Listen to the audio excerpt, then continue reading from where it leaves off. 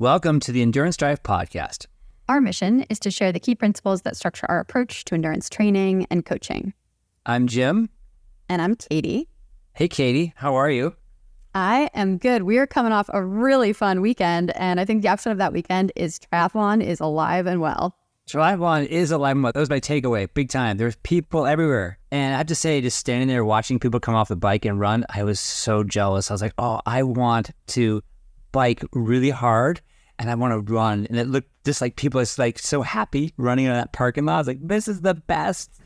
Totally. And just to give a little bit of context, so we were actually both coaching at the Dartmouth Triathlon team's intro fall race. They always race this race called Buzzards Bay. I did that race multiple times as an undergrad on that team. And so probably, between the two of us, Jim, we've probably been at least 10 Buzzards Bay experiences, and we were there this weekend. And yeah, just so fun and so great to see really how many people were racing. I think the field was probably, did we say 500 racers, which is awesome for just a local fun sprint. Yep, Tim from Max Performance said there's almost 500 people there. And I think there was nationals this weekend as well, too. So there's a lot of things going on. I think other triathlons as well. So it's really fun to see a bunch of folks at a local race when you know there's also other options out there as well, too. So again, triathlon is alive and well. If you're listening to this podcast, you're in the right place. Yeah, definitely. And I think that's actually a great segue right into a couple of my coaching and training insights, because I actually want to bring it back to a race that I did a couple weeks ago now. I shared one insight last week from that race, but I wanted to go into a little bit more depth. And that was another race too that was pretty local, but I think had over 600 participants, which is just awesome. Olympic distance, and really all of Long Island had showed up to this race. So I'm going to talk about this Mighty Hamptons Tri that I did. And I think the first thing that came up for me is it's really important to think about your strategy for the morning, and particularly with getting in and out of transition quickly. So I got there to set up, and I noticed that a lot of people were following the same progression of head into transition, take your time, do all your things, chat with people. And I found that people were kind of wasting a lot of time in transition. And then they'd say, okay, I'm going to go around and I'm going to go use the porta potties. And the line is wrapped all the way around the transition area and they're standing around. And something else about this race is that it was very cold. It was in the 50s and ripping wind that morning. And so I sort of switched the order of things around. I hit the porta potties first when there was no line, got in transition, did my stuff as fast as I could. And then I actually went back and sat in my car for almost 20 minutes because I'd finished everything that I needed to do. And it was really cold outside, and I just focused on breathing deeply. I finished up some of my coffee, and then finally I headed out to warm up. So just think about, it's really, really easy to burn a lot of energy just being in that high pressure environment of transition and waiting around in line.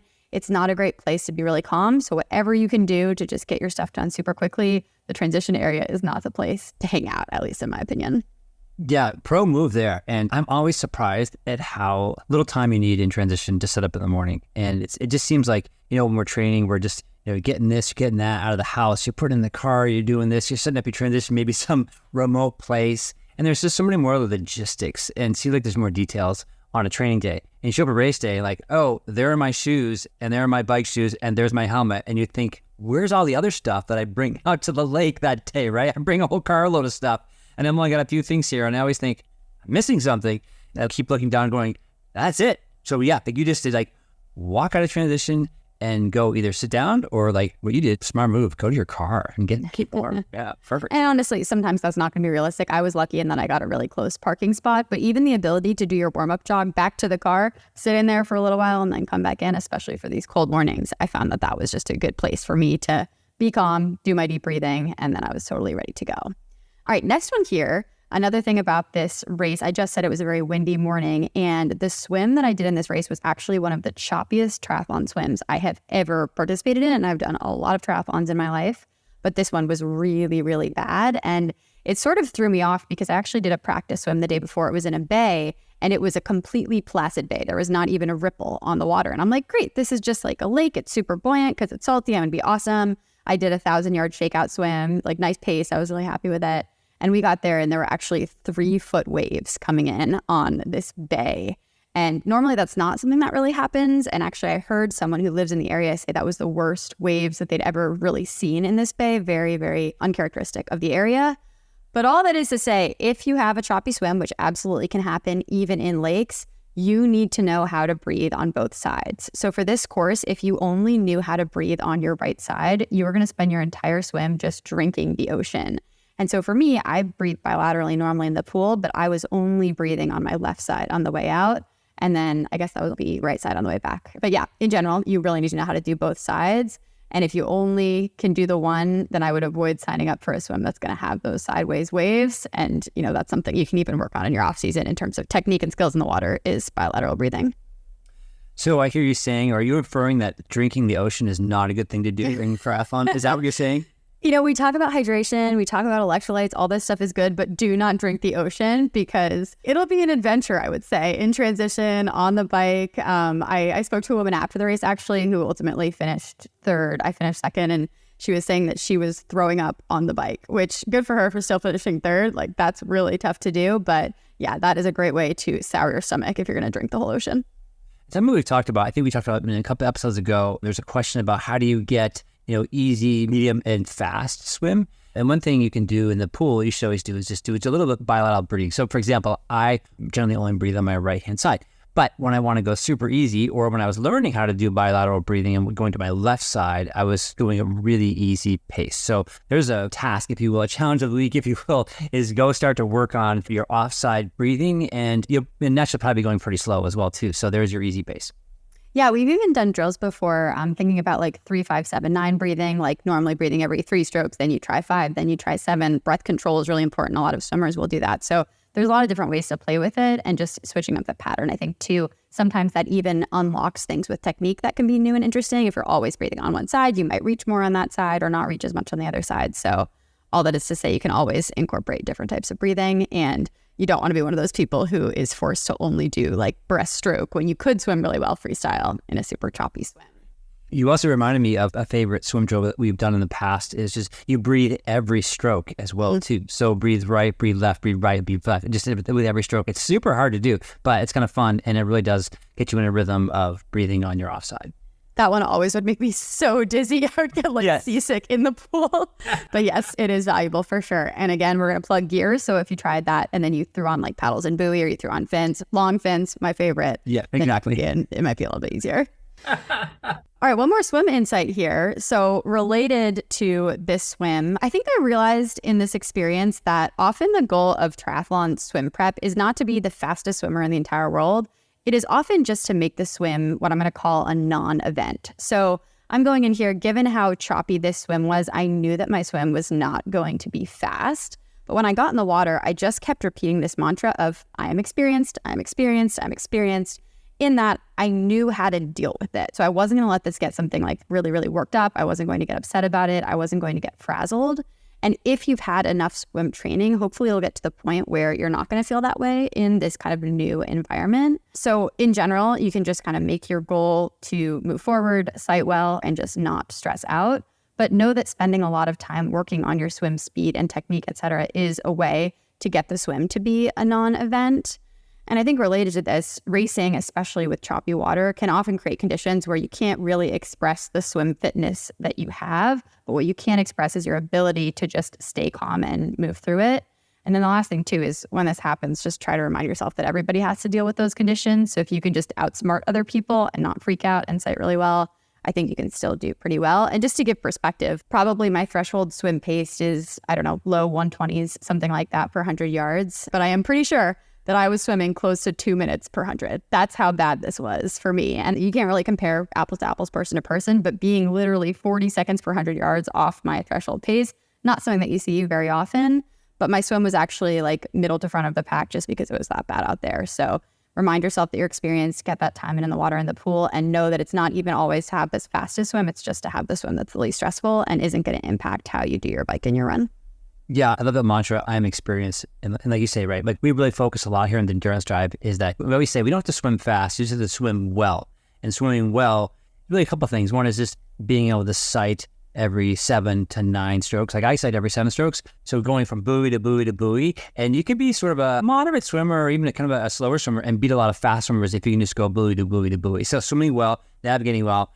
And then really the goal, like you say, is we're trying to reduce the metabolic cost of the swim. The swim can be, if you think about if you go to a pool and you swim, 3,000 yards or 4,000 yards, it gets super hungry, right? So we're always trying to do a lot of times in race day, especially half Ironman and Ironman, but also Olympic. Olympic is a long swim as well too. Is just minimize the cost. So it may not show up in terms of speed, but if you are somewhat swim fit, the metabolic cost will be a lot lower than if you weren't swim fit. Yep, that's exactly right. And again, here in a swim like this or many swims, it's not actually worth it to go that much harder. Instead, you just want to go like slow is smooth, smooth is fast, because that's going to keep the metabolic costs low. So just remind yourself, like, the swim is not a place to burn all of your matches. Maybe you just light one single match in the swim and you even get to carry it onto the bike. That's the best way to think about it. You should never be under major stress in the swim, because you can't win the triathlon in the swim. You can only lose it, is another mantra that I try to keep in mind. We always say swim is nap time. Yeah, I like that one. Yeah. All right, so I'm done talking about swimming, hopefully for the season. I thought we were a triathlon swim podcast. I know. Oh my gosh, no, we're a psychology podcast. We're going to get to that. Okay, right. Okay, gotcha, right. Okay, back to that. But right now we're going to be a biking podcast, because I have an insight related to biking. And I'm actually going to call myself out for doing something that I probably shouldn't be doing as often as I do. So I have experienced, especially in my build to Sea to Summit this year, I was experiencing a lot of sort of upper back pain in kind of my scapula area. It would happen especially after riding my TT bike. And then I did this race this past weekend or 2 weekends ago, and I was in aero probably 98% of this race. It was a relatively flat course, and I didn't experience any of that upper back pain at all. So maybe part of it was that it was a shorter race. I was only on the bike for a little over an hour, but it was surprising to me that, wow, I raced really hard and I didn't have this happen. And then I thought more about it and I realized maybe I'm having this pain because I often ride my TT bike like a roadie. So everyone who sees me on my TT bike know that I like to sit up on that TT bike. I don't love being in aero all the time. Part of that's a safety thing because you can't touch your brakes and there's cars and there's hills and all these things can happen. But in general, I'll go out and do an easy spin and sit up almost the entire time on my TT bike. I don't know how many other people do that, but that's a me-ism, I would say. And then I thought more about it. And, I've had that bike fit to me by a professional, but they only fit me in aero. And most of the time I was riding sitting up. And then I realized, wow, maybe the issue here is that I am putting too much pressure on my wrists, moving up into my upper back as I'm riding this like a roadie. So all this is to say, big revelation. I'm not going to pay for another bike fit, which was my original plan to approach next season. Instead, I think I'm going to focus on either staying in aero when I'm on the TT bike, or if the intention of the workout is to just go out and spin easy, I should probably be on my road bike instead, because I think that's going to make the biggest difference for dealing with this upper back pain. So just in general, think about, when you do a bike fit, there is the ideal setup, but think about, is this position that you're in actually the position that you're going to train in? And then tell the bike fitter that, because if I'd said, hey, just so you know, I ride this like a road bike all the time, they might have done something a little bit different. But for me, I know that I can probably spend a little bit more time down in aero, and that will lead to speed gains as well. And a final point is I think sometimes I'm tempted to sit up because I can push higher power sitting up on the TT bike. And you want to see those big numbers of like, oh my gosh, look how powerful I am. But you're not faster if you're sitting up on the TT bike as compared to lower power, usually in that more aero position. So all that is to say, I've got some goals for next season, not to have as much upper back pain and not to ride the TT bike like a roadie all the time, so that I can hopefully, number one, go faster, and number two, be a little bit more comfortable. Yeah, those are great goals. Actually, we should all adopt those goals. But I think it's interesting just to note that folks may be wondering, like, what's the difference between like a road bike and a time trial bike? And generally, the time trial bike is a little bit longer, and so it just accommodates more of that TT position. So like you said, Katie, when you were sitting up on a TT bike, there's a lot of pressure like on your hands and on your wrists because so much of your body's pushed down on top of it. So there's very, very different geometry between the two types of bikes. And obviously, a time trial bike is really built for speed, aero. And most road bikes are built for either climbing or for comfort.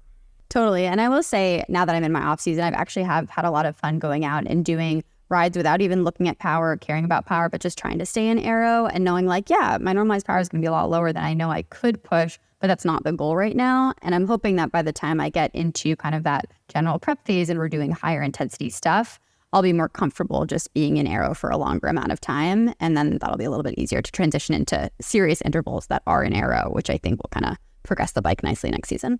Okay, so next one that I wanted to talk about, next insight here is I wanted to share some thoughts on optimizing training during travel. And this is relevant for me because I just got back from a trip to Chicago for the week. And I sort of went in thinking like, yeah, this is not going to be a huge training week for me. It's Chicago, it's a city, but I wanted to do at least some stuff. So First thing to keep in mind if you're traveling is that travel can be really stressful on the body. I find that air travel in general really just makes my legs feel super, super stale and you get dehydrated. And the longer the flight, the worse it's going to be. So my number one piece of advice is focus on Z1, 2 type stuff and that less is more. And this especially becomes true if you start using any gear that's not super familiar to you. So a lot of people are like, oh, it's totally fine. I have a hotel spin bike that I can hop on, or I'm going to rent a bike. But things like bike fitting, honestly, a millimeter can go a mile. And if you're going to smash threshold intervals on a bike that doesn't fit you exactly right, that can be a recipe for disaster. Also, keep in mind that walking a lot counts as activity. So you don't necessarily want to get your 20,000 steps of walking around in and then also go run 6 miles. Like that's a great day to say, you know what, I might not need my run or my bike today. And if you're able, it might be a little bit better to do some swim and strength. But if you do have flexibility to train, maybe you're on a work trip and you can kind of fit stuff in, I find it can be really helpful to look up like local tri club websites and see if they post any go-to routes for biking or running or open water swimming. And you can also hop on Strava and they have this heat map functionality that can help you actually find routes that are really common in the area. And sometimes it can be fun to say like, hey, it's Chicago. What's the very best route to do here? So I had a lot of fun exploring this trail called the Lakefront Trail, which is like an 18-mile path that's uninterrupted and goes all the way the length of the city. And I rented a bike and I did a bunch of Z1, 2 spinning and I got a ton of biking in, which really surprised me. And that was all thanks to some like local tri club websites. And then the last thing I'll share here is if you want to go visit like a pool or a gym, a lot of them have day passes or different ways to do that. But plan in advance where you're going to go because it can be a huge stressor to like get to your destination and have to do all this research on the hours and the days and what the rates are as part of your whole week. So I find like if you want to reduce that friction, do it as part of your planning. Say, yeah, I know where I'm going to go swim this Wednesday morning at 7 a.m. And the very last thing I will share is my list of travel essentials for getting some good workouts in. So I always bring a skinny long band and a mini band. I'm going to link both of those in the show notes. And these are actually awesome for doing strength work in a hotel room. You can do glute activation. You can do anything that you can do with a cable machine. You can do with a skinny long band. You can do a lot of body weight stuff. Obviously, it's not the same as heavy lifting, but great for those corrective exercises. I also recommend getting a peanut lacrosse ball roller. That has been a gear pick of the week for me previously, but really, really good to be able to roll stuff out without having to bring a huge foam roller. And then I also bring a sleep mask because you never know if the light's going to come in or things are going to be different. And then, of course, as we always say, bring snacks and bring Element because those things can really help smooth out your travel experience. That sounds like a great trip. You got a ton in. I know. I was so surprised. And I find also if you set your expectations really low, like I'm not going to be able to do anything, then anything you do get to do feels like amazing bonus. So I'm like cruising on my Fuji rental bike, like, this is amazing. I didn't know this was going to happen. This is bonus time. Yeah. This reminds me, so one time, many years ago, I was training for one of the first original St. George 70.3, and I was living in Alaska. And as part of the race sim on week 4, I was going to travel to St. George to do the course because it was my A race that year.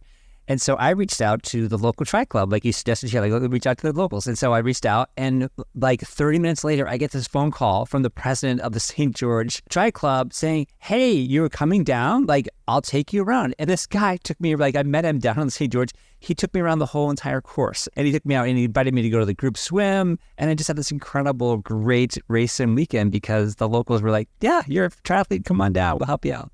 That's so funny. It's clear that this was St. George and not like Boston or New York because no one would have been that friendly if they were from New England or the New York area. Exactly. West Coast or the Best Coast. Another thing too is also some groups or some cities have like, group runs and that are open to folks as well too. So that's sometimes I've looked at that before and said, oh, they're running in the park. Okay, great. I can show up at this time, or bike rides as well too. That might be maybe sometimes too intense, but anyway, another option as well to look at. I like that. As someone who's pretty introverted, I feel like that would be very hard for me to do, but it's a good challenge of the week is like talk to a stranger and maybe they'll be nice and you can go for a fun bike ride. So, or go to the November project in the park, oh right? Oh my gosh, seriously. All right, I'm going to close with one final insight, following up actually on our levels discussion from a few weeks ago. So if you missed our episode on how to plan your race calendar, we talked about kind of a level scheme for thinking about what type of triathlete you are and what level you're at. And I just wanted to shout out to one of my athletes who started with me this year as a brand new, no experience triathlete. I think we started up in the winter, and she crushed it at a couple of sprints this year. She signed up for a sprint and 2 Olympic distance races next year. She has her set sight on a 70.3 for probably the year after that. And eventually in life also wants to do an Ironman. And she's just doing such a good job of kind of moving through these levels, like we say. So we've been working on the technique and the skills. And I have no doubt that she's going to make it to that level that she has in mind. But just want to say, like, there is a good way to do this. And if you're new-ish, just consider moving through those levels and you will get there. And it's been awesome to see it play out in real time, because I think it's more often that we get people who try to jump to level 3 or 4 immediately and we sort of make it work. But I think the very smoothest process is to start at level 1. Yeah, shout out to your athlete. I'm really interested to see how this progresses through the years. It's awesome. Yeah, and it's a long-term relationship. I'm like, great, we're together. This is going to be awesome. Exactly. Yeah, I know. I love when athletes say, I have a 5-year plan and let's start. I'm like, okay, let's go. It's pretty cool. So anyway, those are my insights. That was quite a bit, but I think we are on to you, Jim. Okay. All right. Well, you can pipe in on all these as well too. But coming off Buzzards Bay, I just came back and coming back in the car and I was reflecting on, it's been nearly a decade since you and I have been involved and the Dartmouth Triathlon Club has started. And I thought, okay, what is the number one thing? What is really the takeaway here besides triathlon is alive? And then the number one thing I took away particularly from our club, is that culture just sets the tone for success. So the culture of the Dartmouth Triathlon Club, it's very welcoming, it's very supportive, whether you're a beginner or just learning how to swim, or if you're showing up, you've done tons of triathlons as well too, but everybody is welcome. We have lots of practices, they're very accessible practices. We have gear that folks can borrow, and it's just a very process-oriented group of folks. And so as a result, the club has just grown to one of the biggest and successful clubs on campus, and probably it's one of the biggest collegiate clubs, I would assume, in the nation. Dartmouth's on a very different schedule, so we don't always interface as much with other collegiate clubs. So we're not quite sure where we stand, but I think we're one of the biggest. I mean, I know that this is the first week of the term, and Jim, you and I were both added to the GroupMe, which is a messaging platform for figuring out, what's going on with the practice schedule. And there are over 200 people in the fall GroupMe for the Triathlon Club. Of course, not all of them will end up actually on the team, but the team was like 75 strong, 100 strong in the spring. So I wouldn't be surprised if we were hitting 150. And I guarantee you that is the biggest collegiate triathlon program in the nation. So we had our first swim practice, and we're now having morning swim practices, which is the first ever, so 9 o'clock in the morning. And we had over 40 kids show up at swim practice this morning. We didn't have enough goggles, we didn't have enough swim caps, but speaking of being accessible, folks just showed up saying, I kind of maybe know how to swim, not really, but I don't really have any gear. We're like, great, we'll scrounge around, and people were pulling out the experience. Swimmers are pulling out gear out of their bags going, oh, I've got a cap. Oh, I've got 2 goggles over here. And we made it work. And we probably outfitted maybe 10 people this morning who just showed up saying, Triathlon Club? Sounds great. Let's go. And we're like, okay, let's do it. So that's fantastic. And many of those kids will probably be winning Buzzards Bay 3 or 4 years from now, because that's just how we see the progression work. Exactly. And so from this culture, we have this incredible depth of participation. And again, we're sort of process oriented. And as a result, we're turning out overall winners and age group winners at both local and regional and even nationals. We have the national champion on our team now. This weekend at Buzzards Bay, we had the overall men winner. We had the overall women's winner. We had 1 and 3 in the men's and women's collegiate division, along with podiums in duathlon. And we had alumni racing and an age group. So just a very small subset this week, because it was moving weekend at Dartmouth. So we had maybe 25% of normal participation. So which is to say, if you are building a program, try to create a safe, welcoming culture, give them support, and, then they can just show up and grow from there. And you'll just be amazed at what folks can do. And we've seen this so many times. And I told the swimmers this morning, I've seen folks starting in our very beginner lane over in lane 1 and move over to almost to lane 4, then 5, then 7, and start winning triathlons 4, 5, 6 years later. So just keep showing up. Yeah. It really just does come down to that attendance and participation. And we've seen that, honestly, very few of our kids come in and have a huge level of skill to begin with. These are all skills that you can learn. But I think a lot of it comes down to just the characteristics of the kids that come in. People have really good drive. They're motivated. They're dedicated. They're excited. And they're also there for that team building, community aspect. So when you put all those things together, I think the skill is the easy part to teach. And we're just lucky to get a lot of the kids who have all of those kind of go-getter attributes and will end up really, really excelling. And I think one of the reasons why we just keep saying show up is because it's funny. Steve Magnus, who we talk about a lot on this podcast, and he used to coach the University of Houston's run team. And one time he just did a simple analysis. He just said, okay, these are my best runners. And then he ran the numbers on practice participation. He just found out that high practice participation resulted in the best performance. He said, it's so simple. Just keep showing up. So I just thought that was an interesting thing. And I think we see that at our club as well too. The kids who just keep beginning to show up, Again, we support them, give them gear, give them practices, give them coaching. And if they show up, good things always happen. And I think if we take this to most of our clients that we coach, we're no longer in this sort of practice space, but the people that are nailing the majority of their green boxes are the ones that are getting the very best results. If there's a lot of inconsistency, it can be harder to achieve those goals, but any of us can just show up and kind of fulfill the commitments that we tried. Of course, it's never going to be perfect. And we always say it's a red flag if it's 100% green boxes, but hitting that 85, 90% compliance is the way to get where you're going. And I think if you're feeling like it's slow or it's not getting there, just keep showing up and you will see those breakthroughs. It might take a year, it might take a couple of years, but it's going to happen. Absolutely. My second one here is also related to our discussion on season planning. I was talking about a course with an athlete, and I just remembered it's just important to read up on the type of courses if you have an interest in racing, because there's some courses, I tend to call them plus courses. And so, for example, Half Ironman Maine 70.3, I call a plus course, which just really means it's a really difficult course. And so you could do an easy 70.3, for example, a good beginner one is Patriot, for example, 70.3, great first half Ironman. But the difference between Patriot half and Maine 70.3 half is really, really big. It's substantial. So just to emphasize that, research your courses, look at the level that you're at, talk to your coach, or if you're not getting coached by us, just reach out. We're happy to help you. And just research as best you can what kind of courses, because some are just super, super beefy.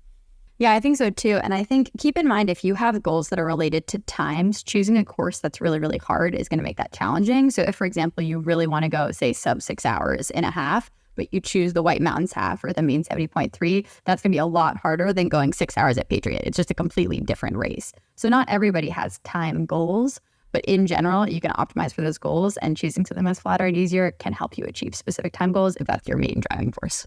Yep. My next point here is that I have rediscovered the value of foam rolling after sort of poo-pooing foam rolling for many, many, many years. And so I have been foam rolling at night and also doing some light strength before bed. And so now that NFL is happening, the Patriots are on, football's on, what else should I be doing besides doing a little bit of light strength and foam rolling before bed? But it just found it really interesting is that I just wake up, I'm very loose, I sleep better, and I just think this is a fantastic thing to incorporate. I've been incorporating some of my PT exercises, and mostly I'm doing this when I'm not doing a big strength day. So for example, this is a strength off day, and I'm not trying to really necessarily gain a lot of muscle or gain a lot of strength, but more just engagement, some PT type stuff, maybe some light planks, some slight crunches. And again, I never do crunches, but it just sort of engages your stomach. So anyway, very few things sort of move the needle for me at this point in my career. And I have just found I've woken up going, I feel fantastic, and I need to get this out in the podcast. I like that. No, this is a good idea. And I think in general, we can even think about this more as activation than it is strength building. The strength building is happening in the gym, but activation, anything that's helping you get into that body awareness, is helpful. And I think if many of us think about our wind down routine, maybe you finish working, you finish doing your workouts, you park yourself on the couch and you stay there often until you go to bed. So getting just that little bit of movement in, I think, is nice for kind of regulating blood sugar and just feeling not sluggish as it carries over into the morning. So I don't know, maybe I'll try this as well. It's a great off-season activity as well, too. So I assume during a heavy build, I want to be on the couch after a big workout, and I probably wouldn't be motivated to do this. But, it is off-season for me, and we're coming back. So, and it is also just we've talked about, the off-season sort of more wellness focus, and then the on-season is a lot more fitness focus. This is the thing that's awesome for wellness. During the on-season, you don't really need more activation. You're spending the whole day getting activated. You should probably be on the couch, just as you're saying. But yeah, if your focus is wellness, which for both of us it is right now, this can definitely be something good to do. Getting these little exercising, getting more steps, all of that is awesome. Oh, actually, I was thinking about combining this, wearing my Normatex, and then doing this at the same time. There you go. Is that a good idea? I want to do it all, Katie. You can have it all. Abundance mindset. Okay, my next one, it's super long, and Katie, you can jump in, but I listened to a great podcast to sort of hit me like a lightning bolt this week, which was a Rich Roll podcast with a woman named Kimberly Snyder, who just released a book called The Hidden Power of the Five Heart. And it's also a free audiobook. It's available on Spotify Premium. We'll put the link there. But really the premise of this book is that the heart is just much more than just a muscle. It's this sensory organ, and it's information encoding and processing center, and it has its own nervous system. So it effectively acts like a brain, and they call it the heart brain. And they've discovered that the heart is able to learn, it's able to remember, it's able to make decisions independent of the brain. And it can do that because it has about 40,000 neurons, so aka a brain, and it tends to talk to the brain more than the brain talks to the heart. So there's always this conversation going on between the heart and the brain. And again, the heart is sending more signals to the brain than the vice versa. And also they've measured this whole energy field around the heart, and it turns out the heart has this 100 times greater energy field than, say, the brain, for example. And we feel this, we know this as humans. People give out energy and we feel that energy, and we're highly attuned for that energy. And again, a lot of that's coming from the heart. So in sum, the heart in conjunction with our brain has a really central role in our emotional experience. I'll just say just in our human experience, really. And there's been so much research done on the brain in the last probably like 100 years or so. But if you look at like the historical record of like the Bible, I think mentions the heart like 850 times. And if you look at Yogananda and all these other spiritual practices, they talk about the heart all the time. And I think the brain has sort of come into focus as we should, because we've gotten better tools to understand the brain, and we've got such great knowledge around the brain now. But there's also now this refocus sort of back on what the heart can do. So what's kind of cool about this book and about sort of the whole idea of the heart brain is that it's based on science. It's not just some woo-woo thing. And so part of the book is based on the research from the Heart Math Institute. And I've put in a link here, and it's super, super, super interesting. I've been on that website quite a bit. But then they've shown when you experience positive emotions that you gain this, what they call coherence, or this sort of the synchronicity between your heart and your brain and your nervous system. And again, I think we all feel this. We know like when we're in this sort of this flow state or just feel really good, we always just feel kind of connected like to our gut and our heart and our brain. And so they're calling that coherence. So since we are an athletic psychology podcast, I thought this is great. I got to talk about this. And of course, this has lots of relations to your everyday life and your relationships and to yourself and to others around you. But I started thinking about, okay, what are the times that I really feel like I've sort of used this unwittingly in racing? And so I started going through a bunch of scenarios. So for example, like when I go into a race, and I've talked about this a lot, it's like, I tend to get very focused, as a lot of us do, get focused on my goals, me, my race, my paces, my experience. And it's sort of this me ego mindset. But also we've talked about this, especially in long distance training or racing, is that the sooner you go from this like me egocentric mindset to like a we, the me from the we, your day just becomes a lot more rewarding. It becomes sustainable, and you just feel connected to yourself and to others around you. I literally feel the difference in my body when I go from the me to the we, and from this like just connection and getting away from sort of this attachment mindset. So we talk a lot about gratitude here on our podcast. And again, when I express gratitude, and again, sort of in the racing context or thinking about the upcoming race, I'm just grateful to be able to be here, for my body, the people who have supported me. I'm grateful for the race directors and the volunteers. And again, I sort of feel that warm feeling. And that's often just sort of an antidote to things that like this monkey brain or this wild horse that's in my brain that's just ripping around with, yeah, but what about my paces? And can I hit that pace? And, what's the water going to be like? And who's going to be there? And all these crazy things that are going through my head. Not crazy, but they're just the ego talking to us, right? So this is just a way for us to sort of lasso and anchor and get our arms a little bit around that and sort of working on our coming from the heart. And as we talked about in episode 47, like vulnerability to races, it's really from the heart, right? And I think this fear of failing, it sort of comes from the brain. So again, lots of different examples of this whole thing here. And I see this a lot in Training Peaks. Folks are saying, oh, I'm just so disappointed I didn't hit the exact paces and the exact reps and the exact distances. And so as my therapist would say, like, hey, slow down, take a few breaths. And really the point is like, if you tried your best, I think that is really coming from the heart. And that's just like this huge, huge win as well too.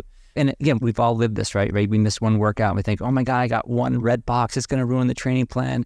And we've talked about before, like perfection is really this sort of fragile mind state. So going back to, did I give my honest whole effort the last 6 months of training? And, did I do my best given all the time and health constraints? And as we just talked about, I hit 80% of green boxes. Okay. So if so, again, that comes from the heart. That's your best intention. So anyway, what I want to leave you with here is I want to encourage you to check out this book, check out these podcasts, and I'll leave you with like the power of the brain and the heart. And is that you don't say, I love you with all my brain. You say, I love you with all my heart. And so I think that's just really sums up like just the power of the heart.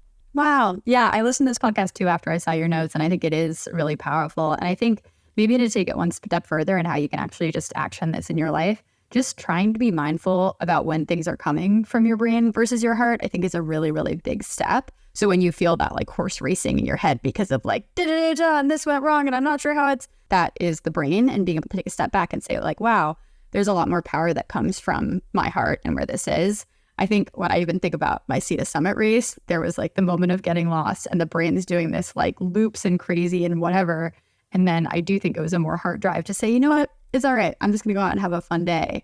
And I can't say I can tap into that all the time. That was like this golden moment and it all worked out. And I struggle with this specifically every single day.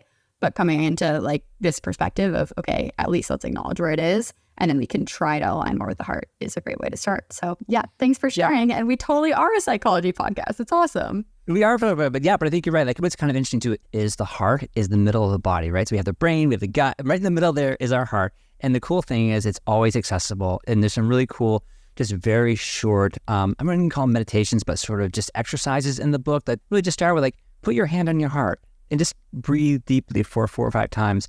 And it's like, oh, wait, there it is. I see it. I'm less spinning. So yeah, we're all challenged every day because, we're super busy. We got a lot going on. We're trying to accomplish a lot, right? We're going to be talking about, vulnerability and racing and goals and that kind of stuff today. And it's like, yeah, those are times of high stress, right? So this opportunity to get in touch with our heart and send some positive signals to our brain.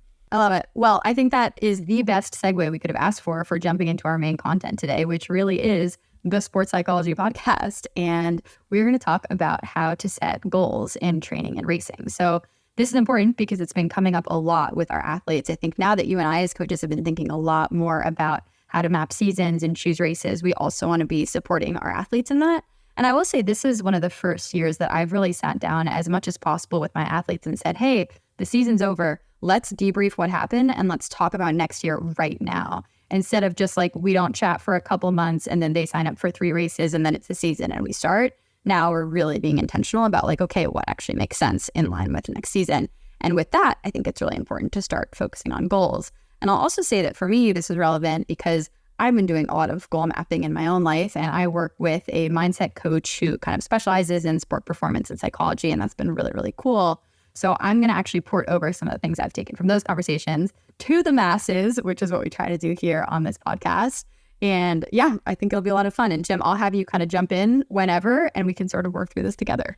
Your outline is fantastic here, so I'm just gonna let you take it and run with it because there's such good knowledge. I was actually reading through these notes, going, I gotta steal some of this stuff. This stuff is awesome, and frankly, I've mostly been trying to convince most of my athletes just to take an off season, and some of my athletes have said, "Ha ha, off season, what's that?" And so I'm gonna get primed here, listening to you and learning this next segment, so I can, for myself and for my athletes, to set some goals for next year.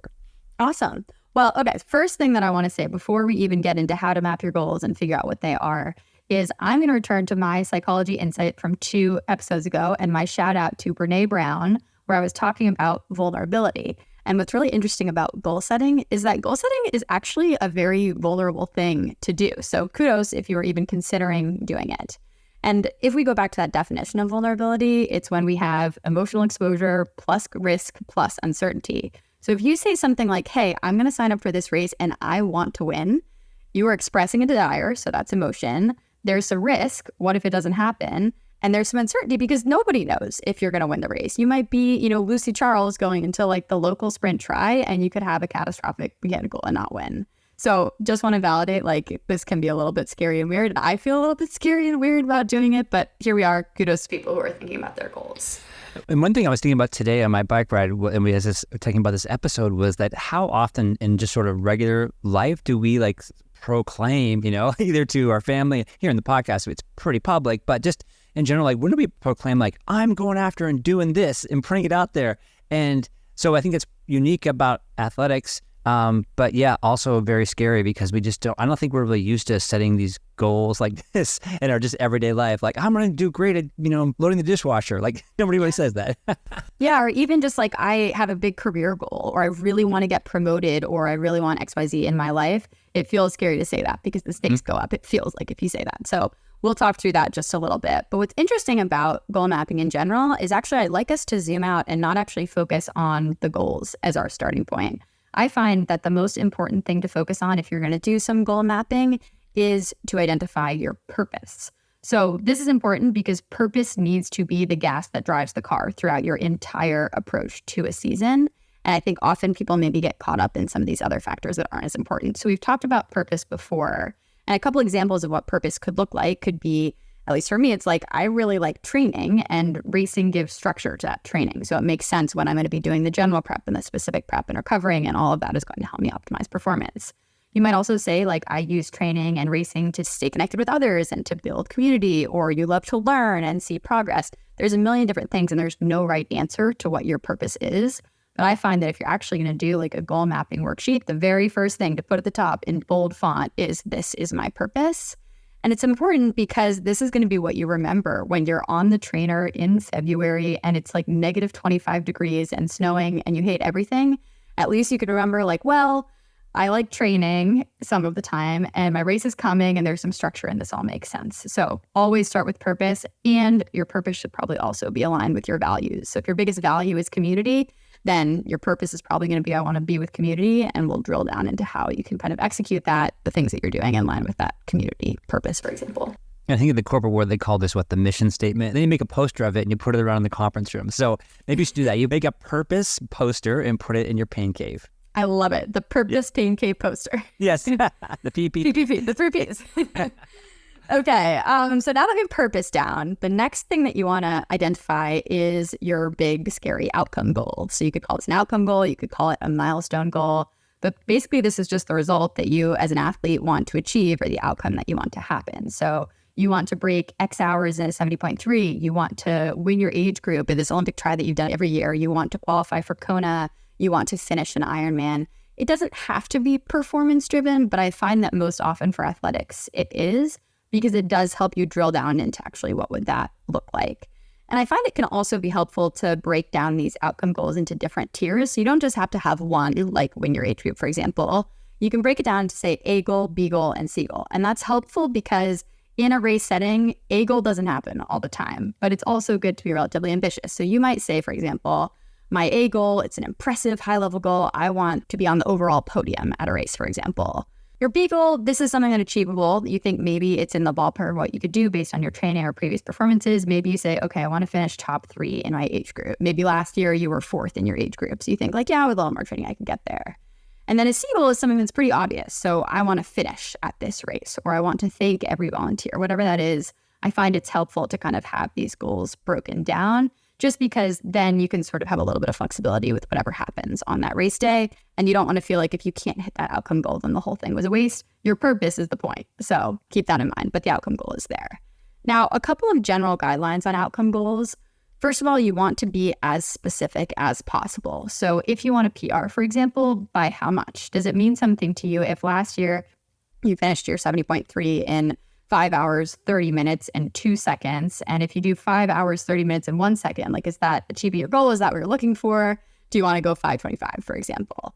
Or if you want to run your longest mileage ever, well, how many miles is that going to be? If you run 26.2 miles, does it matter if you run 26.3 miles? Be really specific about what that looks like. And then you can also ask yourself, well, how come this goal right now? Or what is it about this goal that's important to you? Or what does it mean to you? And as you're asking those questions, you should really think about whether this goal is something that's kind of internally driven rather than externally driven. And I think for us as coaches, we never want to be putting a goal on you saying like, oh, you're an athlete who we think should qualify for Kona, so let's have you sign up for an Ironman because we think that you should do this. It has to come from the athlete. So if the athlete says, I really want to qualify for Kona, that's awesome. But just make sure you're asking yourself, is this because I want approval from other people? Is it because I want someone else said I should do it? Or is this something that I really, really want? And I think that can help you come up with your A, B, and C goals. Yeah, I love this idea of like, why now? Because I know for myself, I've had certain goals and I've said them, and I, used to say, repeat them over and over again every year. And then I wouldn't stop and say, oh, wait, this year, maybe that's not the right goal, or my life has changed, my circumstances have changed, and that's no longer an appropriate goal or a goal that fulfills me or whatever it is. And I think that for experienced athletes, it's really important to reevaluate every single year. Am I still in the same situation? Do I still have those same goals or the same desires or whatever it is, or same capabilities or greater or lesser, whatever it may be? So yeah, that's such an important point. Yeah, and thinking too, a lot of people that we coach really want to do an Ironman, but we've talked about how you really have to think about when the right time to do an Ironman is. And if you want to do one in life, you should ask yourself, is now 2025 coming up the year for you to do Ironman? Maybe it is, but maybe it's not. And we've already talked about the many, many factors that need to go into that decision. So yeah, the why now is going to be a really, really big piece for A goals, B goals, and C goals as you're thinking about it. Okay, so next we're going to transition away from outcome goals and into process goals. So process goals are the steps that you need to follow in order to actually achieve the goal. And we'll say, we're putting the outcome goals out there, but you're actually not going to spend that much time working on the outcome goals. Like you write them down and then you just sort of let them marinate. And then you're going to focus on like probably 98% of your attention is all about the process. And importantly, we as coaches can help you identify process goals because we often know what it takes to achieve the outcome goals. So Jim and I could write down a series of things that we think it takes, for example, to qualify for Kona or to finish an Ironman in X amount of hours. We know roughly what you should swim, roughly what you should bike, roughly what you should run, etc. And then, of course, there are also some process goals that come from you. So as you define those process goals, you're going to ask yourself, well, what would it look like to achieve that outcome? If, for example, like I'm saying, you want a PR when you're age group in a tri, what data or metrics can tell you whether you're on track to make that happen? So let's say I were doing Sea to Summit again and I wanted to improve my bike time. Well, I would need to improve my FTP to a point where I can hit a certain normalized power on the bike. I would need to crush my fueling and hydration. I would need to get comfier staying in aero for even more of the ride than I did last time. And I would need to follow a progressive overload strength program that targets specific muscle groups. Those are all very big action items. And then you can drill that down even further. So if I need to improve my FTP, what will that look like? What are the specific workouts and progressions that I'm going to need to follow? How often am I doing a long ride? How often am I doing a bike workout, etc.? What does my fueling and hydration strategy need to be? You can get so specific that you've almost sketched out like your whole season. Again, a lot of this is going to come down to working with your coach to figuring out what that looks like. But you do want to know exactly what all of these process goals entail, or at least have a general picture and know that your coach is on the same page with helping you do those things. Yeah, like we talked about too, like bringing in the importance of baseline testing, right? Like if you and what protocol are you going to use? And then are you able to use that same protocol again and again as you improve through the season? Definitely. Yeah. So again, this is kind of a partnership type thing, and it's a little bit different. Like I, as someone who's developing my own plan, and it'd be different than someone who's working with a coach, but there are a lot of things that you could be thinking about too. And I find that it's also really empowering for the athlete to learn a little bit about why we're doing what we're doing. And, doing VO2 intervals on the trainer inside and not knowing why we're doing them, like that's really hard to motivate for. So in general, I would say don't be afraid to ask questions over the course of this. And we can tell you a little bit about like, yeah, we're doing this because we're building your FTP because we want you to be able to bike this power in order to be faster on the bike, etc. So finally, we have these process goals. And these process goals are going to translate right into defining your goal achievement strategies. So basically, this means what does it look like in a practice to achieve that process goal? So you can break this down into both physical strategies, so training, fueling, hydration, and sleep and recovery, as well as mental strategies, so different types of mental work. So if I think about my plan next year, some of my physical goals will be I'm going to keep upping the carbs. I was nailing, probably 70 to 80 grams per hour. But what happens if I try 85, 90 or even above that? That would be super cool. I'd also like to do some more high-end bike and swim work. I was doing a lot of high-end run work, but not as much on the bike and swim. So I'm interested in that. I would like to spend over 8 hours in bed every night or as often as I can, hopefully getting that much sleep as well. And then things like mental strategies, I think for me, I've learned this year, it's helpful for me to do some selective data hiding. I tend to perform a lot better when I'm not staring at my watch during intervals.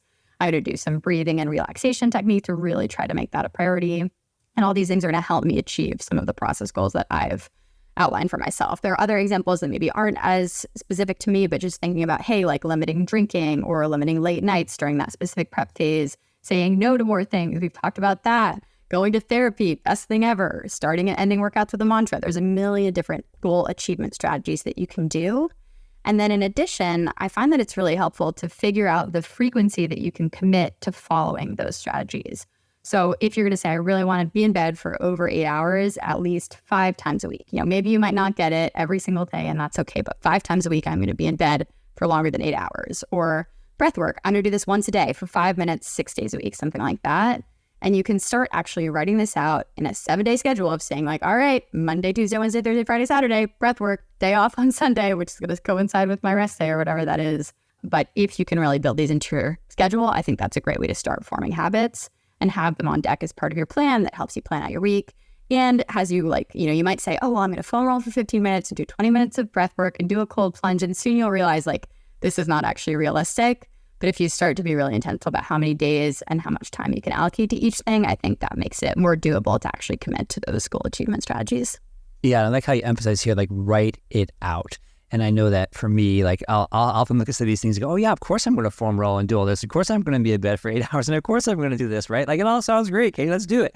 But honestly, for me, unless I write it out, and honestly, I use Training Peaks a lot to put in some of these things. Like I'm going to foam roll, and if I put it in Training Peaks, it's actually going to happen. It's sitting there in front of me, and I now hold myself accountable. But I know for me, like I have to like really specifically block these things in my maybe you put it in your calendar, right? Oh, at 12 o'clock I'm gonna do this and this and that and that. But yeah, I find the key for me is I have to write it out, because then I'm accountable to myself. Yeah, and if you want like an accountability partner, you can put it in Training Peaks just so your coach can see it. Sometimes I find that that's helpful, even if the coach is like not engaging with it, not saying anything about it. If I just pop it in Training Peaks, it's like, okay, someone else sees that, and there's like a check mark that I did this thing. So always good to have accountability partners. Or you can say like, hey, this is something I'm going to do with my partner. Like we're going to do breath work for 5 minutes together, and that's going to be part of our joint routine. There's a lot of different accountability mechanisms.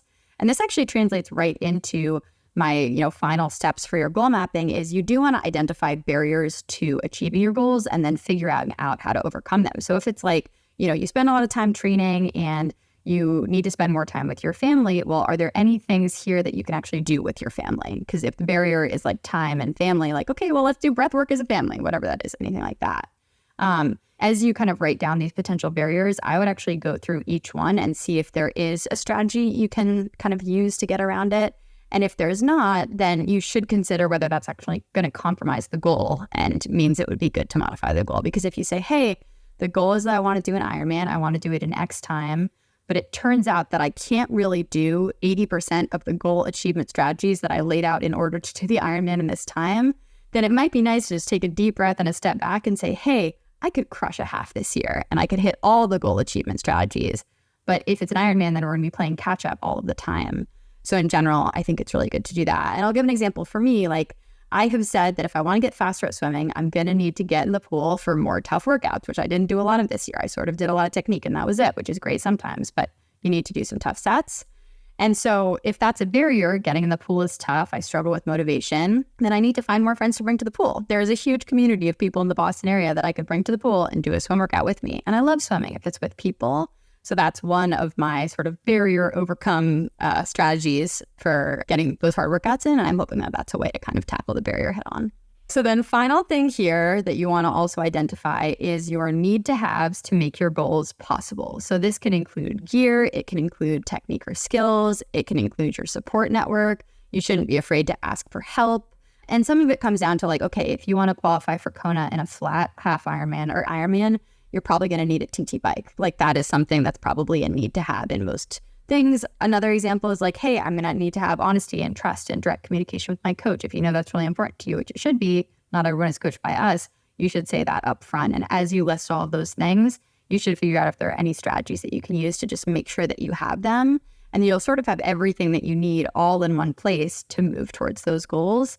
And the idea is that what we're really trying to do here is make all these goals a lot more tractable, because it's really easy to say like, I want to win, I want to qualify, and not think about all the things that go into doing that. But if you can write it all out, I think it's a lot easier to envision it happening and also know what those barriers are going to be and build in some strategies to get around them in advance. Fantastic. Wow. I want to create some goals like right now.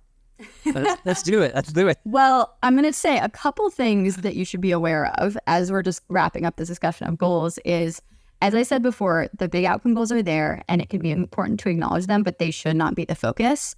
So consider both those process goals and the goal achievement strategies as the most optimal to focus on. And then the last thing here is that mid-season evaluations of your goals are also essential. It is okay to pivot at any time if it turns out that what you thought was, you were very optimistic about here's all the things that I'm going to do to achieve my goals. But checking in on how well are the goal achievement strategies going and how am I feeling? Do I feel in line with my purpose? How are my process goals? That's a good way to kind of reevaluate. And we have had athletes before who have signed up for Ironman and realized, you know what? I think this isn't for me. That doesn't mean you failed. It doesn't mean anything bad's happening. It just means that we might need to evaluate. So don't be afraid to keep your coach looped in and keep tabs on it if you feel like all those process goals aren't necessarily hitting. Yeah, I think I have 25% of my athletes at midseason. We just changed course. And again, like you say, it's not failing. It's like, hey, here's the reality. Here's where we're at. Or like my motivation has changed, or like my situation has changed, or I've achieved my goals maybe early on in the season and I want to do something completely different. We're as coaches, we're always like, yeah, let's check in and really like look at the bigger picture at mid-season and say, are you okay with, going to October with another race, or do we want to do something different here? And lots of folks change, and that's great. We always welcome that. Totally. Well, I think this is a nice segue. I'm going to bring it to me for just a couple minutes now, and I'm going to tell everyone a little bit more detail about how goal mapping went for me, because I will say that I already changed my goal in the process of doing goal mapping. As I was doing this whole process, like I did it with an original goal in mind, and then I pivoted. And I will preface this by saying it feels a little bit vulnerable to go into that, but I'm hoping people can learn. So we're going to go into how this all went down for me. And I'll say that I started out, so I met with my mindset coach. His name is Will. He's great. And I said, well, my outcome goal for 2025 is I'm going to do Sea to Summit again, and I'm going to improve my individual times in the swim and the bike and the runs. I'm going to have a faster swim, a faster bike, and a faster run.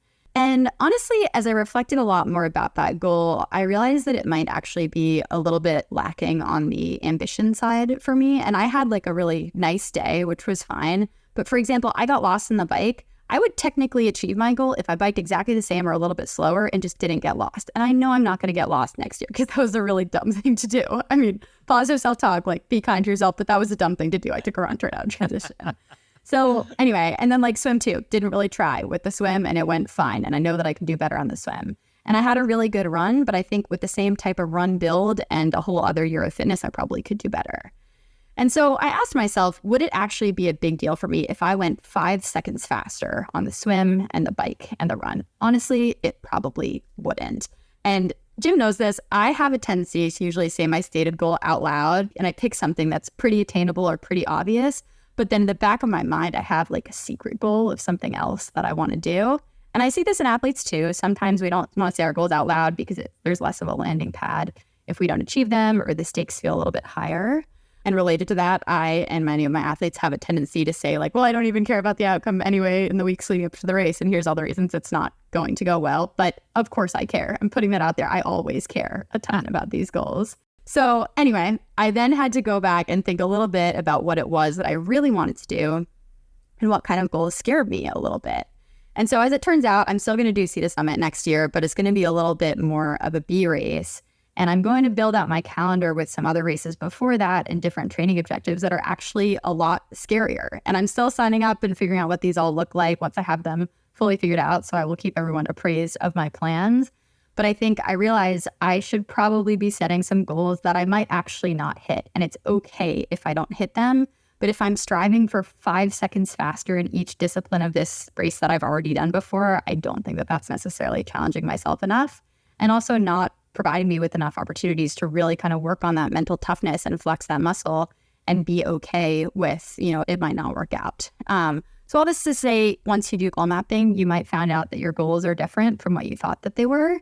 And now I'm like a little scared that I put some goals down on paper that I'm a little bit afraid of, but I think striving for them will be really cool. And as we say, it's all content. So if I don't achieve those goals, we will all hear about it. And if I do, that'll be really awesome too. But yeah, cannot plug goal mapping highly enough. And I think everyone should check it out for 2025.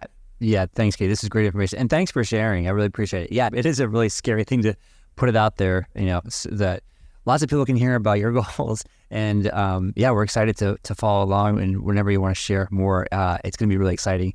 And, the way I think of things is, we often tell our athletes, 1/3 of your workouts are going to suck. 1/3 are going to be just about right. And 1/3 are going to be incredible. And I did this a bunch of years ago.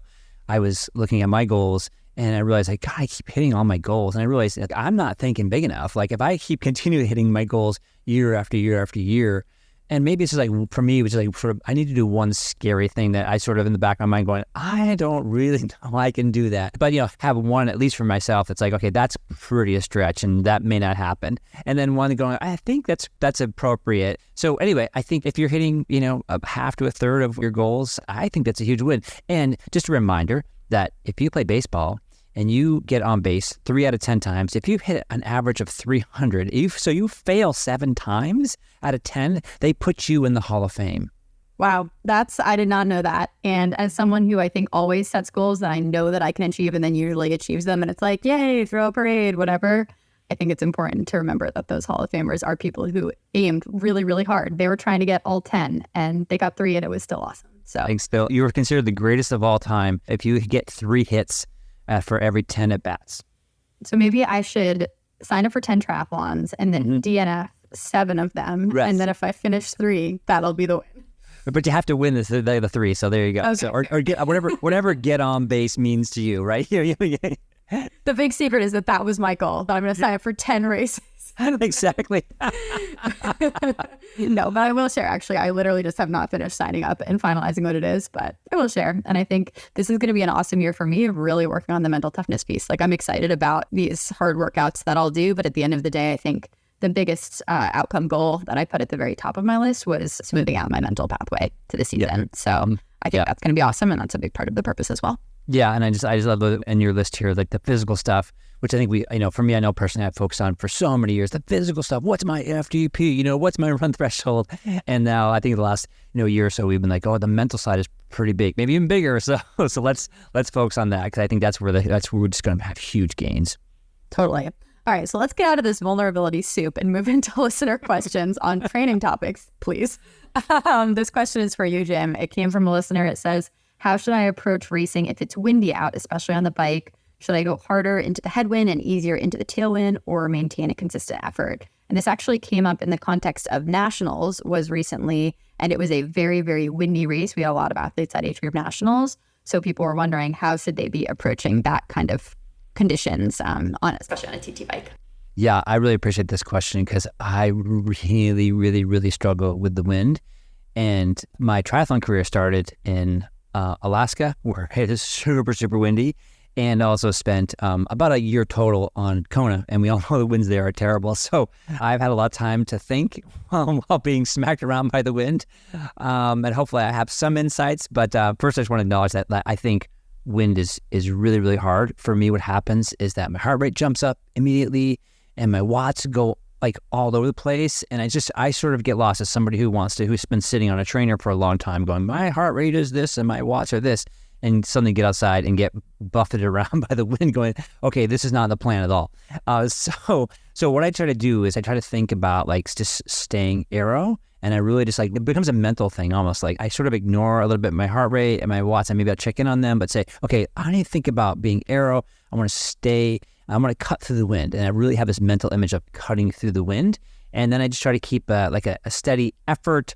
And as we discussed a few podcasts ago, is that off season is a great time to like even talking today is like think aero, like get in that position and stay in that position. And I think that'll really serve you a lot when in the windy conditions. And the other thing to do is, as part of your race prep, is to look at where the prevailing winds on the course. So we have a number of courses that folks do that say, for example, there's a pretty strong headwind on the way out, but then there's a tailwind on the way back. And so in those cases, what we typically do is we say, hey, we're going to give a little bit more. Like say, for example, we're going to go, 85% of our FTP, on a windy course in the headwind on a 70.3. But on the way back, we may be doing, 70% of FTP because maybe there's a super strong tailwind.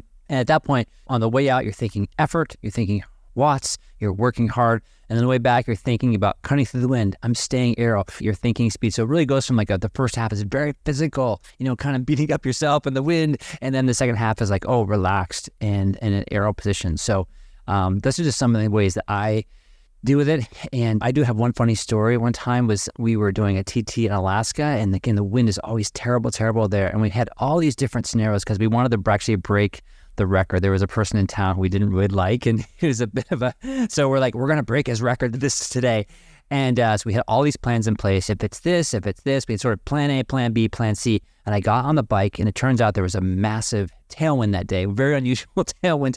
And actually I was going a lot faster than what we'd had planned. And I remember being very confused going okay, I'm doing 25 miles an hour average. We were supposed to be doing 20. What do I do? My plan is blown up. And I remember thinking it's the best case scenario. I never could have imagined this, but I was still confused. Yeah, but I don't have a plan for going this fast. So there you go. You just kind of roll with the punches, and you might plan for an insane amount of wind in one direction, and then it's totally different. So yeah. And I think I'll say too, one thing I'll add, I agree with all the physical strategies here. one mental strategy is just anytime there's adversity on the course, remind yourself everyone has to deal with it. So it's not just you, everyone's struggling in the wind. So just say, okay, what I can control is being more aero than everyone else and not letting this mentally beat me up. So just reframing those thoughts, I think, is often really helpful, even though it can be really demoralizing to be in the wind. All right, well, challenge of the week. I said this already and it should go without saying, but my challenge is map some goals and ask your coach for help. So I'm hoping all my athletes are going to reach out and say, hey, I love your goal mapping exercise. Can we map some goals? So I can have sort of a sports psychology practice by extension. But that's my plan with my athletes. And my challenge of the week just sort of came randomly out of nowhere. But a couple of days ago, 4 or 5 days ago, I thought, what if I just did no social media before noon? And it's been really fun. I've just been doing it for a few days. And as a matter of fact, today I got to the coffee shop. I had a few minutes to burn. So I'm sitting down with my coffee. I got my egg sandwich and it was 10:30. And I was like, oh, it's before noon. I can't check Instagram or whatever, or X or something. So I just sat there like a psycho, just staring up into space and didn't even look at my phone. But then it turns out, it's interesting. I didn't realize is that if I got past noon, I then really, for some reason, just didn't have like an appetite for social media, like afternoon for some reason. It's kind of weird. So I got to noon and then I don't think I've even checked it today, and it's 5 o'clock in the afternoon or something. And I'll probably check this evening. But anyway, it's hard to do. It's super hard to do. It's so tempting. There's so many cool things going on out there. But anyway, challenge of the week, try to push it off until noon. I like that. Yeah. And I'll add to this too, like setting timers is another great way to be on tabs of when you're on your social media, because the dopamine hits can wait always. All right. Gear pick of the week to close us out. I am going to recommend the XLab mini bag, which is a sleek and small saddlebag option. And it's funny, this is actually something that I get excited when I influence Jim to get a product, because he has influenced me to get most of the products that I own. But I got this saddlebag and he's like, that's a cool, sleek, small saddlebag. And I was like, yep, it is. And now he has one. So double plug for the XLab mini bag, I think, for both of us. Absolutely. I love that. It's so tiny, but it fits everything you need in there. But it's not some big sort of awkward, weird thing. So good call out on that one. And so my gear pick of the week is very similar to biking. I was handling all these bikes at the Dartmouth Tri Club, and it's super easy when you're handling your bike or taking wheels on and off to lose those little springs, those little skewer springs. And so you can buy a 10-pack of these stainless steel. They're called Universal Quick Release Bike Wheel Skewer Springs, and they're $7. So just get a bag of those. And one time I actually did this. I had a bunch of skewers around. And I thought, I'm probably missing a few springs. So I bought 10. And I started going through all my skewers, and I used all 10 extra springs on my skewers. I'm like, well, I guess I was missing just a few. There you go. Exactly. And I would say if you have these, you can keep them in your car, because you usually have your car if you have your bike. And we learned this lesson this weekend when we were doing a lot of bike maintenance and helping people out getting ready for this race. And it turned out that people needed not skewers, but bar plugs. And I actually had 2 bar plugs just sitting in the glove compartment of my car. There's also an extra derailleur hanger in there. And I felt like such a hero running back to the car and getting a bar plug. And I was like, I'm saving the day with my spare bar plug. So if someone needs a skewer spring, you can have that in your car too. And Jim, you and I could open a mobile bike parts supply shop and make millions of dollars if we just post it up at races. And someone's like, I'll pay $10,000 for a bar plug. And we're like, I've got it. So that's our next business venture. When you said, I've got a couple bar plugs in my car, I'm like, who has bar plugs? I'm like, there's no way you have bar plugs in your car. Nobody has bar plugs. There's like, I've got 2. And you rolled off with a bike and then got yelled at by some guy because he didn't have a helmet on. I don't know if you want to talk about that, but Katie had a few words for that guy. And then she comes rolling back and you're like, here's your bar plug. I'm like, this is completely random. This is so cool. So anyway, you saved the day, because they were checking, and they should, because, and the reason why there are bar plugs, that they are insistent about bar plugs, because if you fall, there's a possibility to basically do a core sample of your midsection if you don't have a bar plug. So that's why they're so insistent on. So, oh my gosh. Well, then I think I really saved the day. But luckily, no crashes, which is a big win for us as coaches. Yes. When there are no crashes at Buzzards Bay or Season Open or anything like that. But if you're wondering why they were so insistent on the bar plug thing, they always check for brakes too. And I think, what's triathlon? Nobody uses their brakes. But anyway, the bar plug seems to be important. Yeah. Awesome. We'll keep 2 in your car. That's our advice of the week. All right. Well, this has been a fun episode. Go out, go forth, map your goals, and stay tuned for the next episode, because I believe it is episode 50, and it's going to be an AMA Ask Me Anything episode. So if you haven't yet, fill out our form. We're linking it on all of our social media, and we'll link it in these show notes. But we want you to ask us anything, and we already have some amazing and hilarious questions that are going to build out a really fun episode. So Thanks in advance for engaging with that. And please consider leaving us a rating or review if you haven't. And as always, thanks so much for listening. Thanks, peeps.